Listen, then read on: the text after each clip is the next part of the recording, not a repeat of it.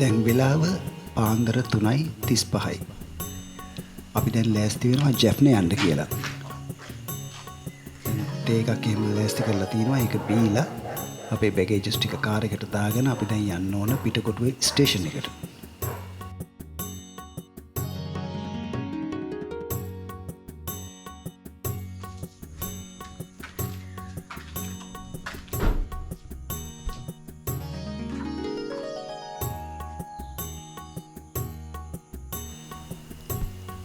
අපි දැන් පිටකොටුවේ ස්ටේෂන් එකේ තමයි ඉන්නේ.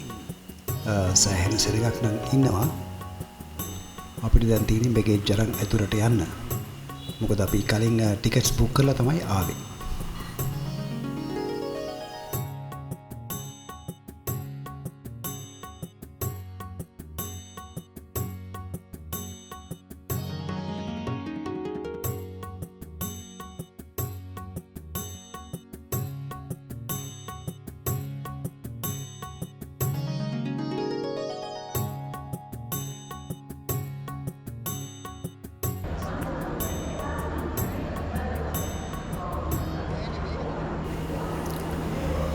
කෝච්චිය නම් එනවා. මේක මේ ඉන්ටර්සිටි ට්‍රේන් එක නිසා ගොඩාක් සෙනග ඉන්නවා ජැප්නේ යන්න. අපිට ටිකට් එක අනුව අපිට තියෙන්නේ කැබින් එක D සීට් අංක තියෙන්නේ මටයි වයිෆ්ටයි තියෙන්නේ 32 33. ටිකට් අංක හොඳට බලලා තමයි වාඩි වෙන්න ඕන, නැත්නම් ප්‍රශ්නයක් පෙරනගිනවා. මම ඒක පස්සේ විස්තර කරන්නම්.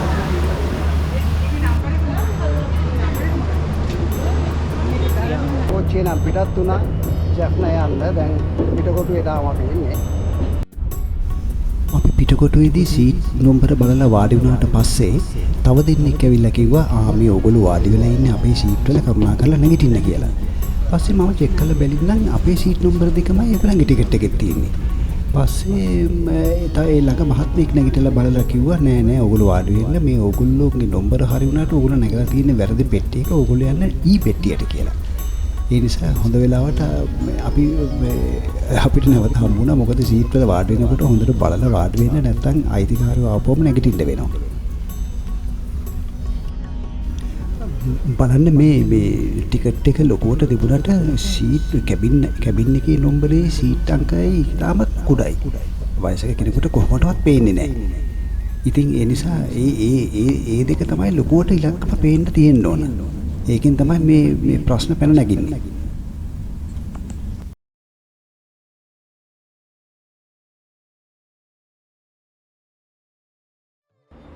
දැන් අපි යාපනයට ආවා. යාපන ස්ටේෂන් එකේ අපි දැන් බැස්සා. දැන් තුම්රිය යනවා. මේක කංකසන්තුරෙන් ඉවරයි ඉන්ටර්සිටි ට්‍රේන් එක. දැන් අපිට කෝල් එකක් දුන්නා. අපි වාහනයක් බුක් කරලා තමයි ආවේ. කොළඹින්ම බුක් කරගත්තා. දැන් එයා ඇවිල්ලා ඉන්නවා කියලා අපිට පණිවිඩයක් දුන්නා. දැන් අපි මේ වාහනේ නැගලා අපේ පළවෙනි නවාතැන තියෙන තැනට අපි ඇවිල්ලා ඉන්නවා. දැන් වාඩි වෙලා නවාතැන ලැබෙනකම්. දැන් ඒක ලෑස්ති කරලා අපිට කිව්වා කාමරේ හරි එන්න කියලා. අපිට ලැබුණු කාමරේ තමයි මේ තියෙන්නේ.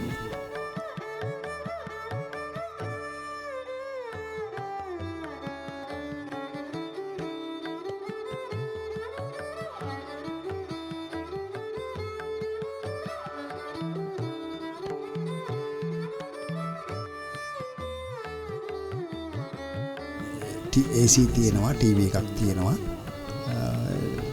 බාත්රූම් එකක් ඉතින් සාමාන්‍ය බාත්රූම් එකක්.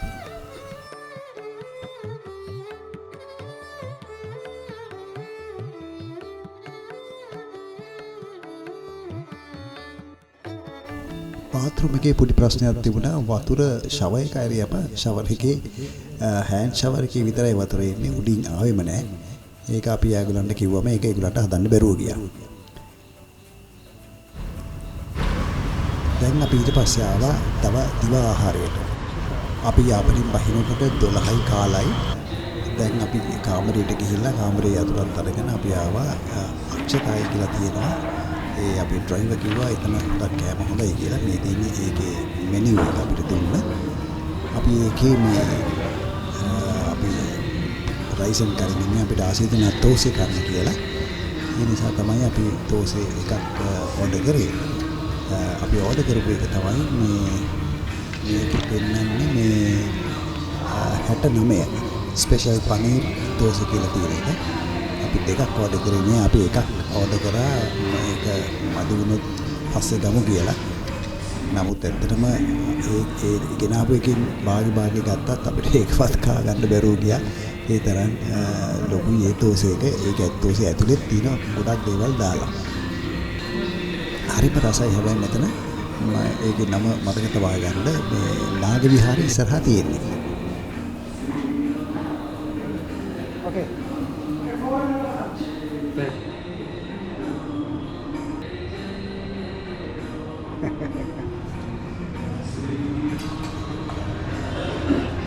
මිල්ලයාට කෝල් එකක් දුන්නම එයා වාහනේ ඇවිල්ලා අපි දැන් පොඩ්ඩක් ඇවිදින්න යන්න කියලා තමයි ලෑස්ති වුණේ.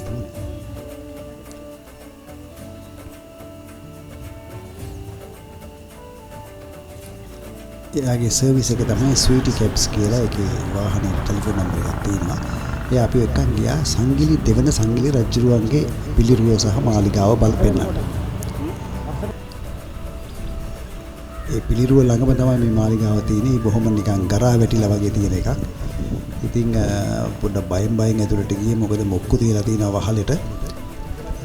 අබලන් වෙච්ච මාලිගාවක්. විතරයි ඉතින් ලොකුවට දෙයක් බලන්න නැහැ. නමුත් ඉතින් පොඩි ටැංක් කීපයක් තිබුණා ඉතින්. ඇතුලේ බංගලාවේ ඇතුලේ ලිඳක් තියෙනවා. නාන්න ලෑස්ති කරලා සබන් තියන්න කණ්ණාඩිය දාන්න ඒ ටැංක් කීපයක් එහෙම තිබුණා. ඊට පස්සේ ආව නල්ලූර් කෝවිලට. නමුත් අපි ආපු වෙලාවේ හැටියට නල්ලූර් කෝවිලේ ඇතුළට යන්න අපිට විදියක් තිබුණේ නැහැ. ඒක වහලා. එතකොට අපි දෙකට විතර ඇති. නමුත් හතරට තමයි කිව්වා ඒක ඕපන් කරන්න. ඒ නිසා අපිට ඇතුළට යන්න බැරි වුණා. ඊට පස්සේ අපි ආවා පුස්තකාලයට. ඔබට මතක ඇති මේ පුස්තකාලය ආසියාවේ හොඳම පුස්තකාලය වගේ තිබුණේ. ඒක කාලයක් ගිනි තිබ්බා. නමුත් දැන් ඒක නැවත හදලා ඉතින් දැන් ඒ ගිනි දීපු ෆොටෝ පවා එතන දාලා තියෙනවා මිනිස්සුන්ට බලන්න.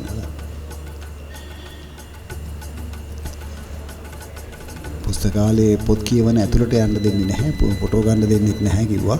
වීඩියෝ කරන්නත් බෑ කිව්වා. ඉතින් එළිය විතරක් යන්තම් මම වීඩියෝ පොඩ්ඩක් කරා.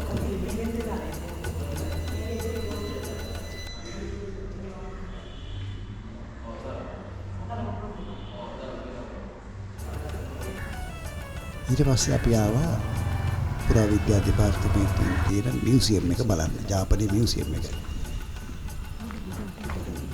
ඒකේ එළියේ ඊතරම් ලොකු දේවල් තිබුණේ නැහැ.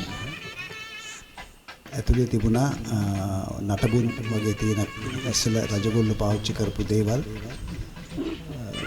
ඒකේ මම ෆොටෝ විතරක් අරගත්තා.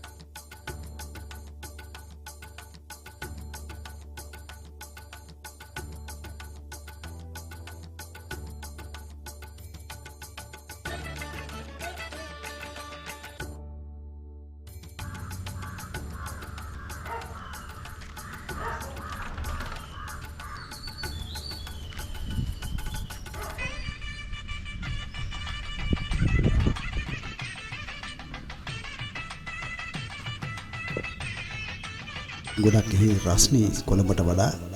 ඒ නිසා අපි ආවා ඉතින් අයිස්ක්‍රීම් එකක් කාලා යන්න කියලා.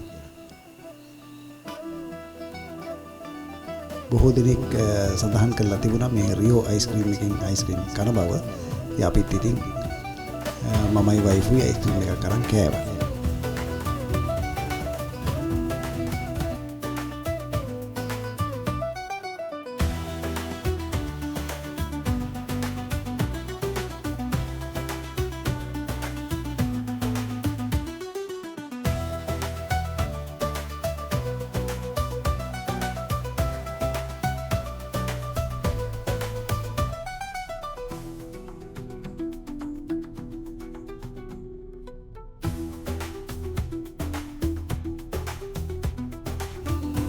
ඊට පස්සේ අපි ආවේ නීලවරේ ලිඳ බලන්න. එතනට කියන්නේ පතුල පේන්නේ නැති ලිඳ කියලා. ඒක ඇතුල් වෙන තැන පොඩි මාකට් එකක් එහෙම තියෙනවා. ඒකේ අපි ඉස්සෙල්ලා බෝඩ් එක බලන්න ගියා. ඒ ගැන විස්තරයක් ඒ බෝඩ් එකේ දාලා තියෙනවා. නමුත් ලිඳ ඉතින් අපි බැලුවට අපිට පේන්නේ නැහැ පතුලක් තියෙනවද නැද්ද කියලා ඇත්තටම. මේ තියෙන්නේ වැටකින් කවර් කරලා තියෙන්නේ ලිඳ තමයි. bottomless well කියලා තමයි ඒක කියන්නේ.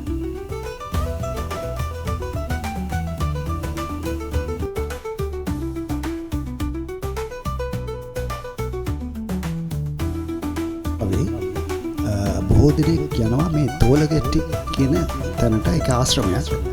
ඒක රොසේරියන් පැවිදි අය තමයි ඒක කරන්නේ. එතන ඒගොල්ලෝ කෝඩියල් හදනවා. නෙල්ලි ග්‍රේප්ස්, ග්‍රේප් වයින් සහ ඩෙලුම් කෝඩියල් වගේ දේවල් හදනවා. අපි එතනට ඇවිල්ලා ඒ කෝඩියල් අපි මිලදී ගත්තා. මේ තියෙන්නේ ඒ කෝඩියල් තමයි. ඔබට පේන්නේ උඹලකට සම්බෝල. ඒක යාපනයේ මාකට් එකේ තියෙන්නේ. ඉතාමත්ම රසයි. අපි අරගෙන ආවා දැක්කම ගන්න හිතුණා. එතන ගෙදර ඇවිල්ලා කාලා බලනකොට හරිම රසයි. වරද්දක් නැතුව ගන්න බලන්න. මේක තියෙන්නේ යාපනයේ මාකට් එකේ.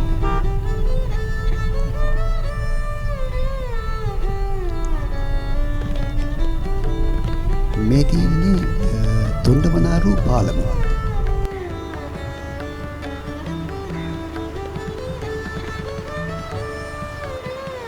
මේක ඇවිල්ලා කංකසන්තුරේ මුහුදු වෙරළ. ගොඩගෙන ගියාම නානවා. සෑහෙන සෙනඟ නානවා. අපිට නාන හරියට යන්න ඇත්තටම සෙනඟ වැඩි. ඒ නිසා තමයි පොඩ්ඩක් ඈතකට ඇවිල්ලා මේ වීඩියෝ කරේ. ඊට පස්සේ පේදුරුතුඩුව දීවර වරාය තියෙනවා. ඒ දීවර වරාය ආශ්‍රිතව අපි ගොඩක් දැක්ක කරවල එහෙම වේලනවා.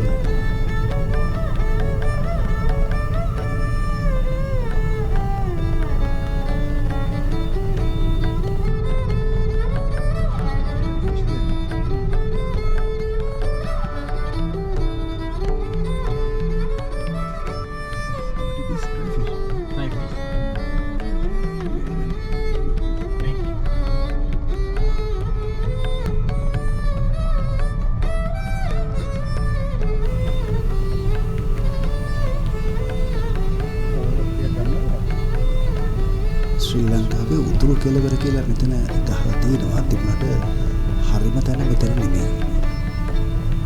තව ටිකක් මේ වරාය පහු කරලා ගෙලින් පාර ටිකක් යන්න ඕන.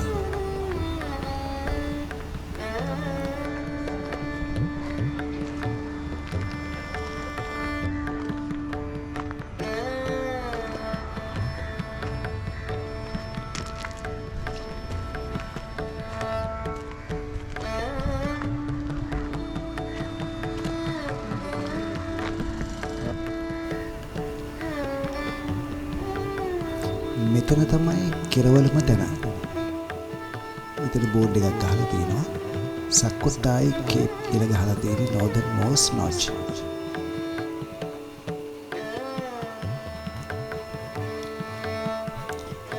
මේ තියෙන්නේ කංකසන්තුරේ මේ ස්ටේෂන් එක. අපි ආපු වෙලාවේ එකක් පොඩ්ඩක් බලලා යන්න කියලා හිතුණා. එතනින් රේල් පාර ඉවරයි.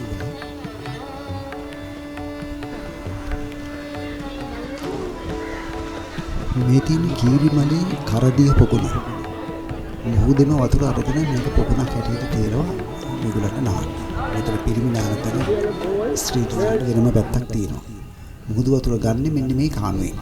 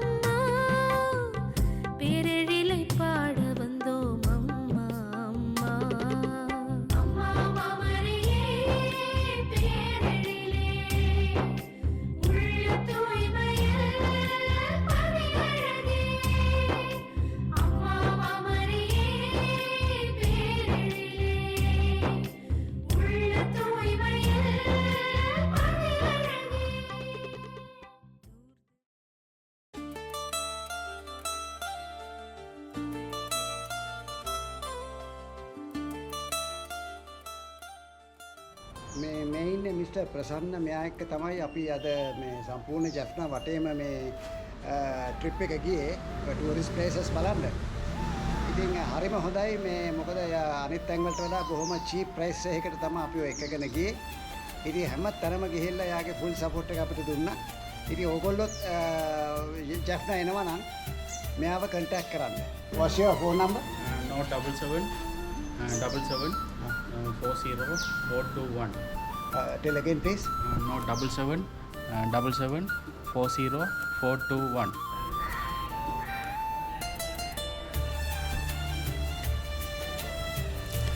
අපේ ගමන අවසానයි. අපි නැවත ගෙදර එන්න කියලා දැන් යාපනයේ ස්ටේෂන් එකට අපි ආවා. දැන් යාල්දේවි ට්‍රේන් එක තමයි අපිට කොළඹට එන්න තියෙන්නේ. ඒක 10:54ට එනවා. දැන් 10යි වෙලාව.